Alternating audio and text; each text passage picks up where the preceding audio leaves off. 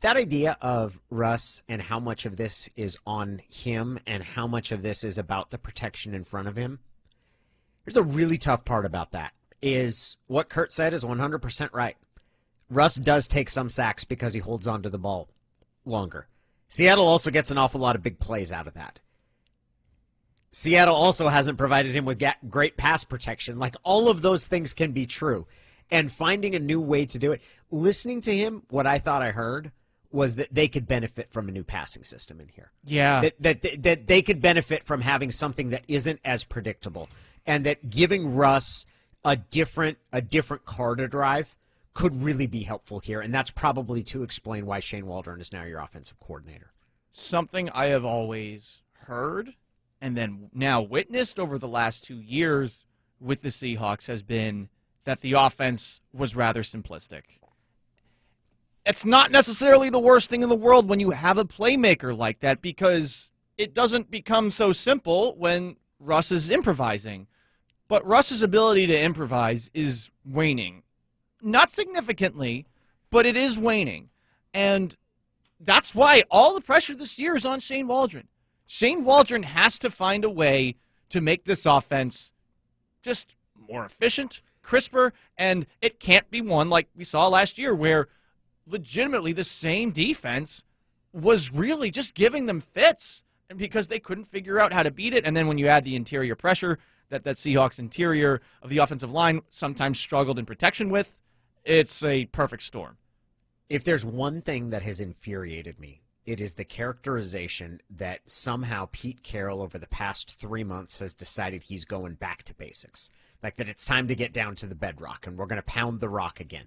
All of a sudden, Brian Schottenheimer, whom the Let Russ Cook folks were not all that excited about when he got hired, have not been that enthusiastic about his play call. At some point, it became that Pete was holding Brian Schottenheimer back. I don't think that was the case. Mm-hmm. If Pete had fired Schottenheimer and gone back and hired somebody from his past or somebody who was a more run-centric coach, but I think that the reason that they made the change is because they wanted a different offense. And Brian Schottenheimer was being characterized by people who were mad on behalf of Russ as being something that he was not, as being somebody who was this dynamic, cutting-edge play caller, somebody who tried to modernize Seattle's offense in spite of Pete Carroll and failed to do so. I don't think that was ever Schotty's MO. I don't think that's ever the role. He kept the majority of Seattle's playbook intact, right?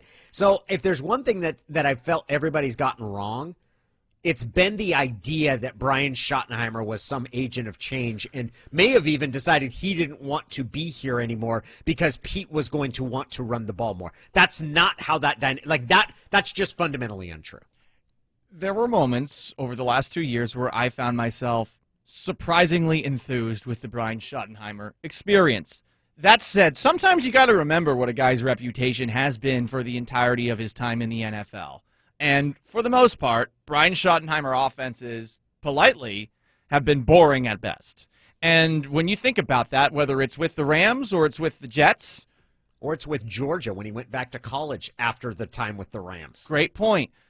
You see the limitations. And when you see those limitations in action, don't think about what's taking place right now. Just think about what this guy's always been. There have always been limitations there. I would say that maybe just going back to the hire itself, a tad underwhelming, to say the least. Yep, I agree, 100%. And now you wonder if Shane Waldron's going to be able to bring something new to the table. He has to by default. I mean, there is, again, a lot of pressure on him, and we have no evidence to say that he will necessarily be better. But it just can't be that simplistic, and you're 100% right. It was weird as if people were like, as if Pete Carroll was silencing the innovative offensive genius of Brian Schottenheimer. Right. I was like, that's not how this ever worked. But yeah.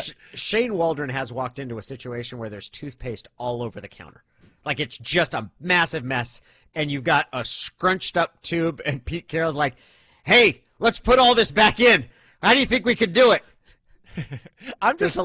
There's a lot being put onto him. It's like, if he could do it, that's the way you smooth everything over. If Shane Waldron is the mastermind, let's go with the mastermind. That is definitely a way to do it. And I can't help, Danny, with what you just brought up, like of Pete Carroll bullying Brian Schottenheimer, like this idea that some people have, this idea that he's in a Brian Schottenheimer. It's like midnight, and he's got a chalkboard in front of him, and he's like drawing these like scribbling these formulas. And then Pete comes in, and he's got like a leather jacket on and sunglasses, and then he just like draws all over it, draws a bunch of obscene images or something like that. He's like, ha ha ha, take that, Brian, and then he just leaves. That wasn't happening last year.